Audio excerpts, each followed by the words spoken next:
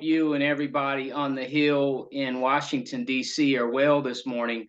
When you think about your victory over Central, and by the way, last year I had an opportunity to cover that game in the Carolinas, but this year you get it done 50-20.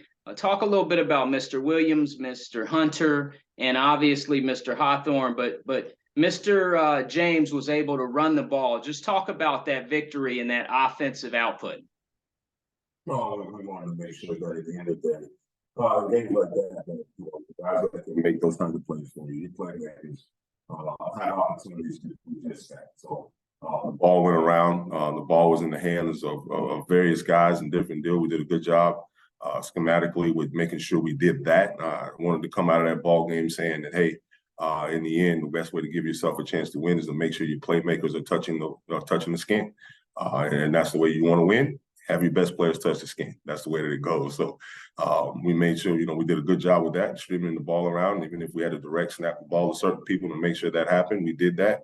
And the guys did exactly what you would hope, players like that do in games like that. They step up and they find ways and will themselves to make plays. I mean, I saw guys straining. I saw, guys, wanting to understand, wanting to perform and do well and stepping up when the number was called. And that's what you hope that you do, as you watch football around the country. That's what happens.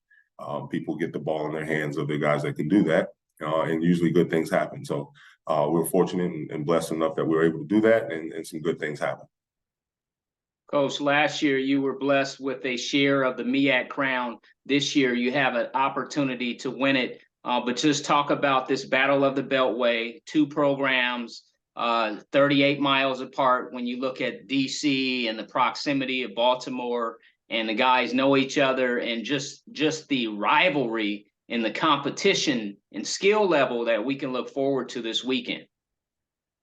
I think, if anybody, can remember or say, I've been saying how well I watch what Coach Wilson and his staff has been doing at Morgan for the past 2 years. I've repeatedly said that as to watching them progress in the way that they recruit, in the way that when you turn on the film, the way that their guys play, the way that they compete, the way that they strain, the way that and then they're a physical ball team, and all of those type of things. So when you add that element of the job that him and his staff is doing with that team, and you put, you add the fuel of that, these guys know each other and played against each other and competitive and know each other and going to get after each other in a different way. It has all the making of what you want in a championship caliber type, game. I mean, that's why you play football. You play football to play in games like this. And so the guys are super excited about it. It has a lot of different implications outside of just an opportunity for to move on and do some other things later on that I don't want to mention right now. But it's really about pride, and that's the one thing I want our guys to understand is the pride that comes along when you play in a game like this, in a rivalry game. It's about the pride of it all. It's about the opportunity to defend our home turf again. And one of the things we talked about at the beginning of the year is not losing at home. And if we didn't lose at home, we're going to look up at the end of the year and we're going to be right where we wanted to be. And that is the case right now. So it's defend our territory, play to our standard, and go out and just play the type of football that we're capable of playing. And if we do that, we'll find ourselves probably in a pretty good situation. Have a great week, Coach Scott.